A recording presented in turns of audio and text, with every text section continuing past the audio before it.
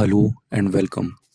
आज हम लोग पढ़ेंगे ट्रांसपोर्टेशन प्रॉब्लम और इसमें हम ट्रांसपोर्टेशन कॉस्ट को मिनिमाइज़ करेंगे नॉर्थ वेस्ट कॉर्नर मेथड का यूज़ करके। और हम इसमें इसका बेसिक फिजिबल सॉल्यूशन फाइंड करेंगे, या आप इनिशियल बेसिक फिजिबल सॉल्यूशन भी कह सकते हैं। इसको शॉर्ट में BFS भी बोलते हैं, बेसिक फिजिबल सॉल्यूशन। आइए शुरू करते हैं। तो सबसे पहले तो हमें ये चेक करना होगा कि ये जो क्वेश्चन हमें दिया हुआ है ये एक बैलेंस्ड ट्रांसपोर्टेशन प्रॉब्लम है या फिर एक अनबैलेंस्ड ट्रांसपोर्टेशन प्रॉब्लम है। ठीक है, कैसे चेक करते हैं हम? ये जो टोटल सप्लाई यहाँ पर दी हुई है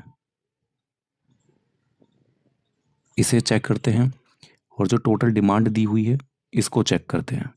अगर ये दोनों इक्वल आ जाती हैं तो हम कह सकते हैं कि ये एक बैलेंस्ड ट्रांसपोर्टेशन प्रॉब्लम है। अगर ये दोनों इक्वल नहीं आती हैं तो ये अनबैलेंस्ड है, और ऐसी कंडीशन में हम कुछ और मेथड्स का यूज़ करते हैं। ऐसे में हम डमी रोज़ या डमी कॉलम्स ऐड करते हैं, वो हम आने वाले वीडियोस में सीखेंगे। अभी के लिए ये एक ऐसी प्रॉब्लम है, ये एक अनबैलेंस्ड ट्रांसपोर्टेशन प्रॉब्लम है। कैसे पता चला? ये हमने टोटल सप्लाई चेक करी, सबको ऐड करा और देखा हमने 34 आ रहा है। सेम हमने टोटल डिमांड चेक करी, सभी को ऐड किया और टोटल 34 आ गया। तो हमने देखा कि यहाँ पर टोटल डिमांड और टोटल सप्लाई सेम है। इसका मतलब ये एक बैलेंस्ड ट्रांसपोर्टेशन प्रॉब्लम है। अब जबकि हमें पता चल चुका है कि एक बैलेंस्ड ट्रांसपोर्टेशन प्रॉब्लम है, तो अब हम इसमें north west corner rule apply करना स्टार्ट करेंगे। तो उसके लिए हम लोग क्या करेंगे, ये जो बीच में यहाँ टेबल दी हुई है इस टेबल पर फोकस करेंगे, और इस टेबल का जो नॉर्थ वेस्ट एलिमेंट होगा उसको पकड़ेंगे। जैसे ये है यहाँ पर इसका नॉर्थ वेस्ट एलिमेंट। ठीक है, कैसे पता चला? ऊपर नॉर्थ होता है ना, लेफ्ट में वेस्ट होता है, तो ये है इसका नॉर्थ वेस्ट एलिमेंट। इसको पकड़ेंगे और इसके कॉरस्पॉन्डिंग कितनी सप्लाई है और इसके कॉरस्पॉन्डिंग कितनी डिमांड है इसको चेक करेंगे। तो यहाँ पर 7 और 5 डिमांड और सप्लाई हैं। अब इनमें से जो भी मिनिमम होगा, जैसे यहाँ हमारे केस में 5 मिनिमम है, तो अब हम इस 5 को डिस्ट्रीब्यूट कर देंगे यहाँ इस वाले ब्लॉक में। ठीक है, तो इसके लिए हम एक नई टेबल बना लेते हैं और वहाँ पर हम लोग इसे डिस्ट्रीब्यूट करेंगे। तो ये टेबल मैंने पहले से बनाई हुई है। तो अब हमें क्या करना है, इस 5 को यहाँ डिस्ट्रीब्यूट करना है। तो यहाँ मैंने सिंपली ऐसे कॉर्नर में 5 लिख दिया है, और इस 5 को कैंसिल करके मैंने क्या करा, यहाँ पर 0 लिख दिया। इसी तरह से यहाँ से 7 कैंसिल करके मैंने 7 - 5 2 यहाँ पर लिख दिया।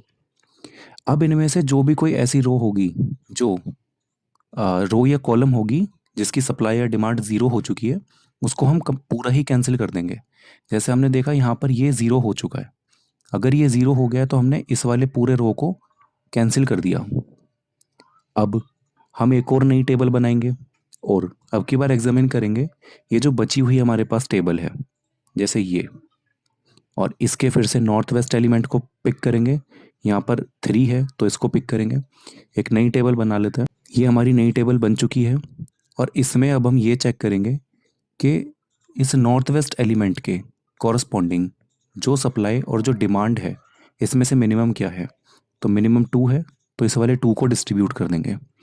तो यहाँ मैंने ऐसे कॉर्नर में 2 लिख दिया, और फिर इसके कॉरस्पॉन्डिंग 2 को कैंसिल करके 0 लिख दिया, और यहाँ पर 8 को कैंसिल करके 8 - 2 यानी कि मैंने 6 लिख दिया है।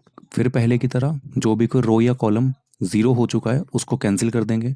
हमारे इस केस में ये वाला जो कॉलम है ये पूरा 0 हो गया, तो हमने इसे कैंसिल कर दिया। अब फिर पहले की तरह हम लोग जो बची हुई टेबल है इसके कंटेंट्स को चेक करेंगे और इसका नॉर्थ वेस्ट एलिमेंट पकड़ेंगे। जैसे इस केस में एक बार फिर से 3 है, और इसके कॉरस्पॉन्डिंग सप्लाई और उस कॉरस्पॉन्डिंग डिमांड को चेक करेंगे। इसमें से जो भी कुछ मिनिमम होगा, जैसे हमारे केस में 6 है, तो हमें 6 को डिस्ट्रीब्यूट कर देंगे। यहाँ पे हमने 6 लिखा, और बचा हुआ जो है उसे हमने कैंसिल कर दिया। जैसे 6 को कैंसिल करा तो 0, और यहाँ पर 9 को कैंसिल करा तो 3 बच गया। अब फिर पहले की तरह जो भी कोई रो या कॉलम 0 हो चुका है उसको कैंसिल कर देंगे। यहाँ हमारे केस में ये वाला रो है जो 0 हो गया। फिर पहले की तरह हम लोग जो बचा हुआ है उसको देखेंगे, यहाँ पर ही बचा हुआ है, इसका नॉर्थ वेस्ट एलिमेंट पकड़ेंगे, इसके कॉरस्पॉन्डिंग जो भी सप्लाई और डिमांड है उसको देखेंगे, और जो भी कुछ मिनिमम होगा उसे हम डिस्ट्रीब्यूट कर देंगे। जैसे हमारे केस में यहाँ पर 3 मिनिमम है, तो हमने 3 को डिस्ट्रीब्यूट करा, और ये 3 को कैंसिल करके 0 लिख दिया, और इस 7 की जगह पर 7 माइनस 3 4 हमने लिख दिया, ठीक। और फिर पहले की तरह कि जो भी रो या कॉलम ज़ीरो हो गया उसको कैंसिल कर देंगे, ये पूरा ज़ीरो हो गया था इसे हमने कैंसिल कर दिया। अब जो बच गया उसमें भी नॉर्थ वेस्ट को ढूंढेंगे और डिस्ट्रीब्यूट कर देंगे। जैसे यहाँ पर हमने 4 को डिस्ट्रीब्यूट किया, 4 डिस्ट्रीब्यूट किया तो ये 0 हो गया और ये 14 हो गया। अब देखिए जो लास्ट एलिमेंट बचा हुआ है, अच्छा उससे पहले कैंसिल कर लेते हैं इसको, ये कैंसिल कर दिया हमने। अब ये जो लास्ट एलिमेंट बचा हुआ है इसमें अगर मैं ध्यान से देखूं तो यहाँ 14 की सप्लाई है और 14 की ही डिमांड है। तो ये बैलेंस्ड ट्रांसपोर्टेशन प्रॉब्लम की पहचान होती है कि यहाँ लास्ट में सेम ही वैल्यूज़ बचती हैं, सेम सप्लाई और डिमांड बचती है। तो जितना भी बच जाता है उसको हम लोग यहाँ पे डिस्ट्रीब्यूट कर देते हैं और इस तरीके से हमारी ट्रांसपोर्टेशन प्रॉब्लम में डिस्ट्रीब्यूशन का काम हमारा खत्म हो जाता है, ठीक है। अब इसके बाद में हमें टोटल कॉस्ट फाइंड करनी है।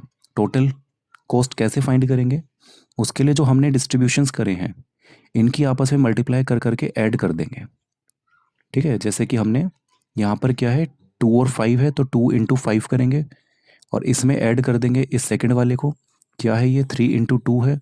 ऐसे ही थर्ड वाले को ऐड कर देंगे, क्या है ये 3 इंटू 6 है और इन सभी को ऐड करके लिख लेंगे। तो यहाँ पर हम लोग ऐड करके लिख चुके हैं, ये आ गई हमारी मिनिमम ट्रांसपोर्टेशन कॉस्ट। ये हमने सभी को अलग अलग मल्टीप्लाई करके ऐड करा है और फाइनली हमारा आंसर आ गया 102 रुपीज़। तो इस क्वेश्चन का जो आंसर है मिनिमम ट्रांसपोर्टेशन कॉस्ट वो 102 रुपीज़ आ रहा है और यही इसका इनिशियल बेसिक फिजिबल सॉल्यूशन भी होगा। हम इसी को इसका इनिशियल बेसिक फिजिबल सॉल्यूशन बोलेंगे।